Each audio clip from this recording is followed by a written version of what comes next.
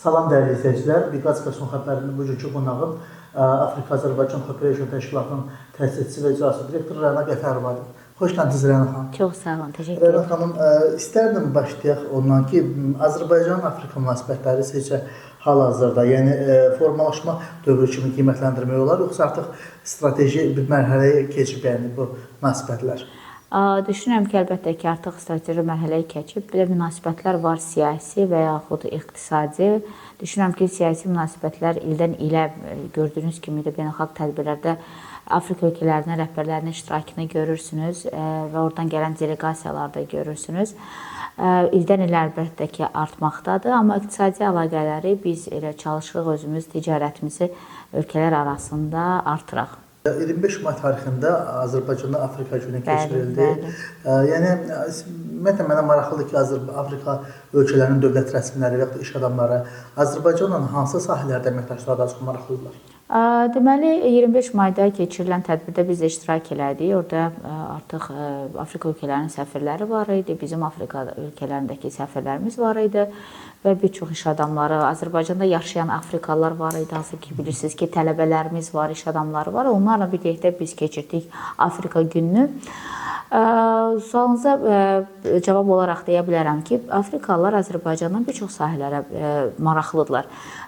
Birinci başlayaq ondan ki, onlar Azərbaycanın bu qədər potensiallı bir ölkə olduğunu bilmirdilər və biz onlara Azərbaycanda ilk olaraq kənd təsərrüfatı sahəsini tanış elədik və bizim yerli istehsalçılarla, birinci yerli gübrə istehsalçılarından sonra qida sektoru, içki sektorundan tanış eləmişik və hal-hazırda da elə onlarla danışıqlar gedir ki, müəyyən bir məhsulların ixracında hal-hazırda da elə Qana ilə danışıqlarımız gedir, Nigeriya ilə danışıqlarımız, Somali ilə danışıqlarımız gedir.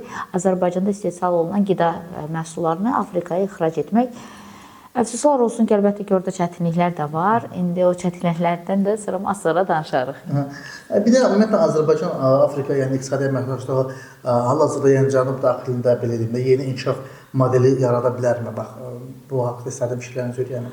Bəli, yeni model yaradılan deyəndə Azərbaycanın kifayət qədər digər ölkələrlə artıq reysə oturmuş bir modelləri var. Yəni bizim Azərbaycanda, ölkəmizdə digər böyük bir ölkələrin ticarət palataları var. Əfsuslar olsun ki, Afrika ilə bağlı bir palata, assosiasiya yox idi və biz bunu ehtiyacı gördük, ehtiyacı görüb yaratmışıq. 2023-cü ildə yaratdıq. Və əlbəttə ki, bu modeli biz digər ölkələrin Afrika qitəsində necə işlədiyini öyrənərək Azərbaycanda tətbiqinə başlamışıq. 25 mayda keçirilən belə Afrika günləri tədbirinin biz ümumiyyətlə daha çox iqtisadi strateji əməkdaşlıq mərhələsi kimi qiymətləndirə bilər, yoxsa mədəni diplomatiya? Mən deyərdim ki, hər ikisi. Ona görə ki, diplomatiya olmasa iqtisadiyyatdan söz gedə bilməz. Bir də Azərbaycanda ümumiyyətlə qadın sahibkarların, Afrikalılar, qadın sahibkarların da belə deyim, Azərbaycana əməkdaşlığı hansı mərhələdən sonra aktivləşdi, ümumiyyətlə bu prosesin yəni əsas katalizator rolu əsas nə oldu? Yəni onları bizə cəlb eləməyə, Azərbaycana yönəldirməyə? Afrika xanımlarına belə deyim, biz indi total olaraq həm ayırmırıq. Qadın sahibkarlardır və yaxud da kişi sahibkarlardır. Bizim üçün ayrınç yoxdur. Biz bugün total olaraq Azərbaycan məhsullarına, Made in Azərbaycan məhsullarını ixrac etmək istəyirik. Afrika məhsullarını direkt olaraq Azərbaycana gətirmək istəyirik. Biznes forumlar təşkil eləmək istəyirik. Sonra sərgilər təşkil eləmək istəyirik. Qadın, kişi ayırmırıq. Yəni bugün biz elə mərhələdəyik ki, biz ayırmaq istəmərik. Amma mən özüm Afrika ölkələrində olanda qadınlarını görəndə görürdüm ki, kifayət qədər potensiallıdırlar, kifayət qədər aktivdirlər. Yəni mən şəxsən bunu bilmirdim. Amma Kenyadakı xanımlar ki, yəni Efiopiyada, Kenyada bunlar ölkənin strateji olan məhsulu kofe və kakao istehsalçılardır.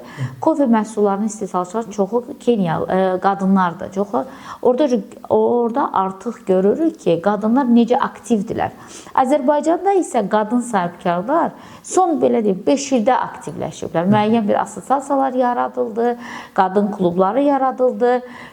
Pandemiya dövründən sonra artıq qadın sahibkarlar həm də üzə çıxmağa başladılar, öz fəaliyyətlərini göstərməyə başladılar. Yəni son 5 ildə, amma mən deyərdim ki, Afrika qitəsinin xanımları bizimkilərdən daha aktivlər və yaxşı pozisiyalarda otururlar. Ümumiyyətlə bilirsiniz, Afrika qadın sahibkarları mən niyə toxundum? Ayrı-ayrı artıq qərb media quruluşları Afrikada qadın sahibkarlığının inkişafına bağlı sənədli filmlər hazırlayırlar. Olsun. Hə, Euronews telekanalında izləmişdim ki, Azərbaycanın xüsusi maraqları var onların. Ümumiyyətlə gələcəkdə yəni bax onların hansı bir edimdə bu əməkdaşlıq institusional platformaya yəni keçə bilər. Bilirsiniz, onlar Azərbaycan haqqında düşünəndə fikirləşirlər ki, müsəlman ölkəsidir, qadınlar müəyyən çərçivədədir, yəni böyük bir çərçivədədir. Və onlar bizim qadınlar işləmirlər, bizim qadınlar söz haqqı yoxdur. Biz onlara dedik ki, Azərbaycan ilk ölkədir ki, şərqdə, hansı ki qadınlara söz haqqı, səs vermə hüququ veribdir. Biz Afrikalılara bunu deyəndə onlar çox təəccübləndilər. Yəni bizim ölkəmizdə kifayət qədər qadınlara dəstək var, amma bu son illərdə daha aktiv olubdu, daha belə gözümüzə dəyir. Qaldı ki, bunu müəyyən bir mərhələyə çevirmək, çıxartmaq, müəyyən mərhələyə qaldırmaq bizim təbii assosiasiyamızın əsas fəaliyyətlərindən biri də elə istiqamətlərindən biri də qadın sahibkarlığıdır. Amma biz buna yan keçmirik. Amma dediyim kimi, yəni biz sırf qadınlarla hələlik bunu bölüşə bilmirik. Ona görə ki, Afrikada hələ Azərbaycan məhsulu kifayət qədər yoxdur. Bölmürəm də, bu qadın məhsuldur, kişi sahibkarı məhsuldur. Mənə maraqlı deyil. Mənə maraqlı olan odur ki, Azərbaycan məhsulu olsun, Azərbaycan bayrağı olsun. Mən bu Azərbaycan məhsulunu ixrac edə bilim Afrikaya, niyə də yox? Biz müşahidə edirik ki, məlum olduğu kimi Afrika ölkələri ancaq yəni onların dövlət nümayəndələri yox, yəni biznes dairələri, ümumiyyətlə investorlar da gəlir də. Bu artıq yeni iqtisadi xəttdən də yəni xəbər verir də irəliyə doğru bir addım kimi. Bilirsiniz, indiyənə qədər bildiyiniz kimi Azərbaycanı Afrikada daha çox qoşulmama hərəkatından sonra bizim sədrliyimizdən sonra tanıdılar. Ondan sonra COP29 oldu. Sonra indi sonuncu WUF tədbiridir. WUF-dan sonra da artıq WUF-dan gələn qonaqlar bizim təşkilat haqqımızda bilirdi. Afrika-Azərbaycan Cooperation 2023-cü ildə yaranıbdır, 5 mayda. Bu ərəfə ərzində biz digər ölkələrin Afrika qitəsindən necə işlədiyi modeli öyrənmişik. Daha aktivləşdik 2025-ci ildə. Qardaş ölkədə Türkiyə-Afrika forumlarını mən speaker kimi iştirak elədim. Afrikalılara Azərbaycan haqqında geniş məlumat verdim. İlk dəfə 3 Azərbaycan şirkəti mənimlə getdi İstanbula. İstanbulda biz Afrikalılara Azərbaycan məhsullarını, onlar bizim mebel istehsalını görəndə çox təəccüblənmişdilər. Mən dedim ki, Azərbaycana kifayət qədər mebel istehsal edirik, sonra ət məhsulları istehsal edirik. Bu ilkin idi. Ondan sonra biz Efiyopiyaya 24 noyabr 2025-ci ildə ilk dəfə olaraq Sub-Saxara ölkəsi Efiyopiyada ilk Efiopiya-Azərbaycan biznes forumu təşkil etdik. Mənimlə birlikdə 11 sahibkarımız yola düşdü. Və demək olar ki, 150-dən çox iş adamları oldu. Efiyopiyada fəaliyyət göstərən səfirlər orada iştirak elədi. Azərbaycanın Efiyopiyadakı səfirliyi bizə çox böyük dəstək oldu. Onların dəstəyi ilə biz orada biznes forum keçirdə bildik. Nə xoş bizə ki, bu bizdə alındı. Təəssüf ki, Afrika qitəsində 54 ölkə var. 54 ölkədə sadəcə 5 ölkədə səfirliyimiz var. Bu da əlbəttə bizim fəaliyyətimizi biraz məhdudlaşdırır və bizə problemlər yaradır. Artıq biz digər ölkələrin səfirliklərinə müraciət edirik, hansı bir dəstək almaq üçün. Sonra mayın 5-i, 6-sı, 7-si, 8-i ilk dəfə olaraq Azərbaycanda Afrika Week həftəsi keçirildi və 40-dan çox iş adamı gəldi. Bizim Kənd Təsərrüfat Nazirliyinin təşkilatçılığı ilə Caspian Agro Week-də biz iştirak elədik. İlk dəfə olaraq ölkəmizdə Afrika pavilyonu oldu. Afrika pavilyonunda 8 ekzibitor var idi və onlar öz məhsullarını nümayiş elətdirirdilər. Bu Misirdən idi, Efiyopiyadan idi, Kenyadan idi. Yəni kifayət qədər Afrikalılar ölkəmizdə necə hansı sərgilərin keçirilməsini və necə hansı səviyyədə keçirilməsini gördülər. İlk dəfə olaraq Azərbaycan-Afrika biznes paneli keçirdik. Orada da yəni bizim belə deyim, çox fəxri qonaqlarımız var idi. Afrika Biznes Şurasının prezidenti Dr. Amoni Asfor, Biznes Şuranın vitse-prezidenti, sonra Avropa-Afrika Ticarət Palatasının həm təsisçisi, yəni bir çox mühüm qonaqlar var idi Afrikadan. Qanadan mühüm insanlar var idi. Qana Prezident Administrasiyasının müşavirləri gəlmişdi. Yəni 40-dan çox iş adamı və dövlət xadimləri gəlmişdi Afrika Week-ə və inanıram ki, gələn il Afrika Week daha geniş olacaq, tərkibdə olacaqdır və bizim yerli sahibkarlar da inanacaqdır. Yəni bizdə problem təkcə Afrikadakiləri Azərbaycana inandırmaq deyil, Azərbaycan sahibkarlarını inandırmaqdır ki, biz Afrika qitəsinə məhsul sata bilərik, ticarət dövriyyəmizi artıra bilərik və biz bunun üçün varıq, biz bunun üçün yaradılmışıq. Sonra indi bizim Qanaya səfərimiz var. 21-27 iyun çərçivəsində Azərbaycan iş adamlarını dəvət edirəm Qana ixrac missiyasına qatılmağa. Qana ixrac missiyasında proqram belədir ki, Türkiyədən də 50 iş adamı onları təşkil edirlər, sərgi və forum təşkil edirlər. Bizimkilər də dəvət edirəm ki, gedək onlarla birlikdə Türkiyə, Qana, Azərbaycan biznes forumunu bir yerdə orada təşkil edək. Bir də ümumiyyətlə, məsələn, mənim maraqlı Afrika ölkələrinin, indi 54 ölkə var da, onların, məsələn, iş adamları məni çox maraqlandırır. İqtisadi baxımdan inkişafları paralel şəkildə mi gedir, yoxsa necə? Siz yəqin ki, Afrika ölkələrinə səfər eləmisiniz. Siz necə? Yəni, inkişaf templəri paraleldir. Yəni, məsələn, onların təqvidi bir də Afrika İttifaqı təşkilatı var. Bəli. Bu ölkələrin ümumiyyətlə inkişaf səviyyəsi, tempi, yəni, belə deyim. Xeyr, deməzdim. Afrika ölkələrinin 54 ölkə var. Biz artıq, belə deyim, o 54 ölkədən sadəcə 20-sinlə danışıqlarımız var.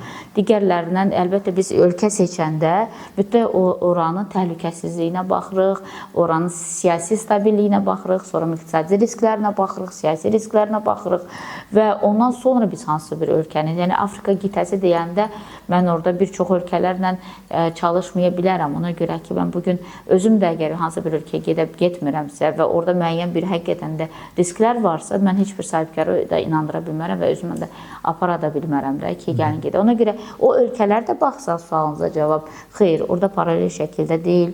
Hər bir ölkənin öz coğrafi yerləşməsinə görə, əlbəttə qonşu ölkələrinə görə onların özünün iqtisadi artımı və yaxud da çöküşü nümayiş olunur və müşahidə edə bilərik və biz də əlbəttə ki, partner ölkə seçəndə ölkəmizə daha yaxın, yəni əqidəsi, mədəniyyəti, bizə yaxın, dəyərləri yaxın olan ölkələri seçirik. Və mən qürur hissi ilə demək istəyərdim ki, 28 aprel 2026-cı il tarixli ölkə başçımızın sərəncamınla sahibkarlıq fəaliyyətimə görə fərqləndirilməyimizə görə tərəqqi medalına təltif olunmuşuq. Bu mənim üçün çox böyük stimul idi və çox böyük məsuliyyət idi. Həmən gün adımın o siyahıda çıxması sevincini sizə çatdıra bilmərəm və belə deyim, bir həftə sonra ölkə başçımız cənab Prezident İlham Əliyevin bizim pavilyona gəlməsi də Afrika-Azərbaycan Cooperation'ın ölkə başçısına biz fəaliyyətini təqdim elədik. Onun xeyir duasını aldıq. Bu da əlbəttə ki, bizim üçün çox böyük bir motivasiya oldu, stimul oldu və əlbəttə ki, böyük bir məsuliyyət oldu. İnanıram ki, həqiqətən də bizim təşkilat vasitəsilə bizim ölkə və Afrika ölkələri arasında həqiqətən də ticarət əlaqələrini biz genişləndirə bilərik. Amma bizim əsas fəaliyyətlərimizdən biri ticarətdir, birincisi. Amma digər tərəfdən də bizdən Study in Azərbaycan var. Yəni biz istəyirik ki, Afrika tələbələrini Azərbaycan universitetlərinə dəvət edək. Ona görə ki, Azərbaycan universitetlərinin təhsil səviyyəsi kifayət qədərdir ki, xariciləri bura dəvət eləmək olar. Və o mövzuda da işləyirik. Eyni zamanda da tibbi turizm mövzusunda da işləyirik. Ölkəmizdə kifayət qədər beynəlxalq hospitallar var və Afrikalıları biz tibbi turizmlə bağlı soruşanda onlar söylədi ki, biz Hindistana gedirik, Türkiyəyə gedirik, İrana gedirik. Dedim ki, Azərbaycana da gələ bilərsiniz və biz bu tibbi turizmlə bağlı da işlərimiz var. Təhsil sektorunda da var, səhiyyədə də var. Ondan sonra mədəniyyət mövzuları da var. Afrika deyəndə necə ki, onların mədəniyyətinə biganə qalmaq olar. Ona görə mədəniyyət mövzuları da var. Yəni, indən belə də bizim işlərimiz ildən ilə bir müəyyən bir proqram, mərhələli şəkildə, əlbəttə bir strategiyamız var, hədəfimiz var.